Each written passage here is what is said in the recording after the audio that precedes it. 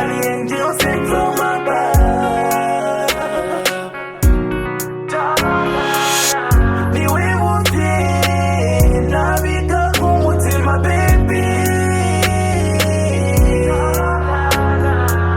You are one in a million. You are one in a million. My purity. She fall in love with you.